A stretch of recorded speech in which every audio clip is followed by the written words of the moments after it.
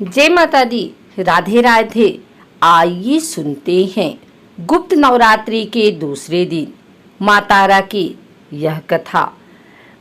आषाढ़ मास में पढ़ने वाली गुप्त नवरात्रि के दूसरे दिन माँ तारा की पूजा करने का नियम है।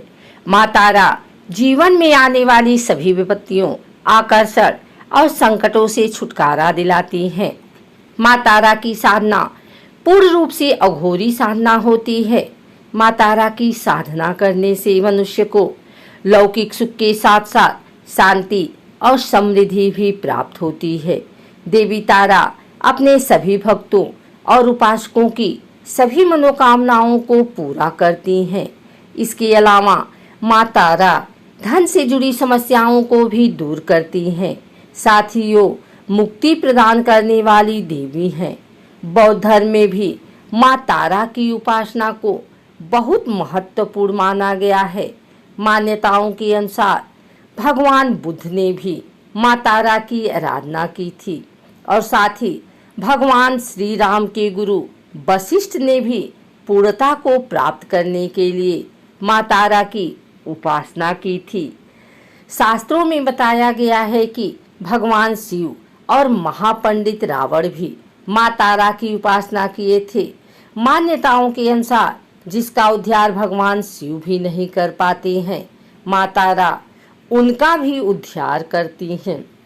जिस जगह पर भगवान आनंद भैरव ने गुरु वशिष्ठ जी को माँ तारा के उपदेश प्रदान किए थे, वो जगह आज के समय में भी तारापीठ के नाम से मशहूर है। माँ तारा की साधना एक विशेष प्रकार से की जाती है, जिसमें कोई विशेष नियम नहीं होता है, परंतु अगर कोई मनुष्य पूरी श्रद्धा के साथ माँ तारा की पूजा करता है तो वो भक्त की पुकार जरूर सुनती है। माँ तारा की साधना करने से धन संबंधी सभी समस्या दूर होती है और साथ ही दिव्य सिद्धियां भी प्राप्त होती हैं। शास्त्रों में माँ तारा को 10 महाविद्याओं की दूसरी विद्या बताया गया है। ऐसा माना जाता है कि माँ तारा का स्वरूप माँ काली के समान होता है। अगर कोई व्यक्ति तांत्रिक शक्तियाँ प्राप्त करना चाहता है तो उसे माँ तारा की विशेष साधना करनी चाहिए। माँ तारा की पूजा ज्यादातर अघोरी, तांत्रिक और साधु करते हैं। माँ तारा के 3 स्वरूप हैं। इनका रंग नीला है, इसलिए इन्हें नील सरस्वती भी कहा जाता है। इसके अलावा माँ तारा को उग्र तारा के नाम से भी जाना जाता है। माँ अपना उग्र रूप धारण करके अपने भक्तों के सभी कष्टों को दूर करती हैं और अपने भक्तों को मोक्ष प्रदान करती हैं। माँ तारा की पूजा करने से काम, क्रोध, मोह और लोभ से छुटकारा मिलता है। माँ तारा के तीसरे स्वरूप का नाम है एक जटा। माँ तारा का पहला रूप है उग्र तारा। ये अपने भयानक और उग्र ऊर्जा की वजह से विश्व में विख्यात हैं।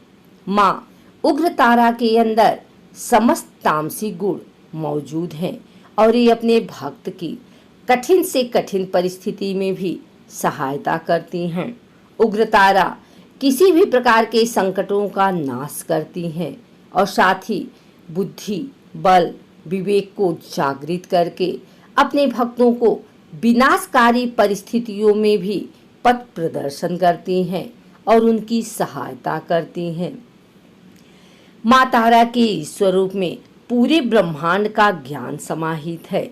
माँ नील सरस्वती आयुर्वेद, ज्योतिष विज्ञान या कुछ और भी अज्ञात ज्ञान जो कि सामान्य बुद्धि के व्यक्ति की समझ से परे है, इन सभी चीजों को एकत्र करने के पश्चात जो स्वरूप बनेगा और जो ऊर्जा उत्पन्न होगी वह है देवी नील सरस्वती। देवी नील सरस्वती राजसिक गुणों से संपन्न है।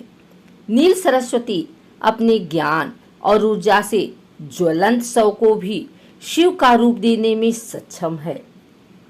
एक जटा माँ तारा का तीसरा स्वरूप है। एक जटा देवी एक जटा मोक्ष प्रदान करने वाली देवी हैं। माँ का यह स्वरूप सत्वगुणी है। देवी एक जटा शिव को अपनी जटाओं में धारण करके उन्हें मोक्ष प्रदान करने वाली देवी हैं। देवी एक जटा अपने सभी भक्तों को मृत्यु के पश्चात अपनी जटा में स्थान देती हैं और साथ ही मोक्ष प्रदान करती हैं। माँ तारा की पूजा हमेशा रात्रि के समय ही की जाती है, इसलिए अगर आप माँ तारा की पूजा कर रहे हैं तो इसे हमेशा अर्धरात्रि में ही करें। माँ तारा की पूजा हमेशा एकांत कक्ष में ही करें, जहां आपके अलावा और कोई उपस्थित न हो। माँ तारा की पूजा करने से पहले स्नान करें। इसके पश्चात एक सफेद रंग की धोती धारण करें। माँ तारा की पूजा में कभी भी सिले हुए वस्त्र नहीं पहनने चाहिए। अब पश्चिम दिशा की ओर मुख करके बैठ जाएं। अब अपने समक्ष एक चौकी रखें और उस पर गंगा जल छिड़क कर उसे शुद्ध कर लें। चौकी पर गुलाबी रंग का कपड़ा बिछाएं। अब एक प्लेट में गुलाब के फूल रखें। चौकी पर तारा यंत्र की स्थापना करें।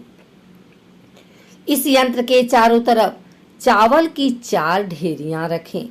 चावल की चारों ढेरियों पर एक एक लौंग रखें। इसके पश्चात तारा यंत्र के सामने घी का दीपक प्रज्वलित करें। दीपक जलाने के पश्चात विधिवत माँ तारा के मंत्रों का जाप करें। मंत्र जाप करने के पश्चात श्रद्धा पूर्वक माँ तारा की कथा सुनें। माँ तारा की कथा सुनने के बाद माँ तारा की आरती उतारें। पूजा करने के पश्चात पूजा में इस्तेमाल की गई सभी सामग्री को किसी बहती हुई नदी में प्रवाहित कर दें। इन चीजों को पीपल के पेड़ के नीचे जमीन में गहरा गड्ढा खोदकर दबा दें। आइए सुनते हैं माँ तारा की यह कथा। पौराणिक कथा के अनुसार देवी तारा का जन्म मेरू पर्वत के पश्चिम भाग में चोलना नदी के किनारे पर हुआ। यथा स्वतंत्र तंत्र के अनुसार देवी तारा की उत्पत्ति तट पर हुई। हयग्रीव नाम के दैत्य के वध हेतु देवी महाकाली ने ही नीलवर्ण धारण किया था। महाकाल संहिता के अनुसार चैत्र शुक्ल अष्टमी तिथि में देवी तारा प्रकट हुई थी। इस कारण यह तिथि तारा अष्टमी कहलाती है। चैत्र शुक्ल नवमी की रात्रि तारा रात्रि कहलाती है। सबसे पहले स्वर्गलोक के रत्नद्वीप में वैदिक कल्पोक्त तथ्यों तथा वाक्यों की देवी काली के मुख से सुनकर शिवजी अपनी पत्नी पर बहुत प्रसन्न हुए।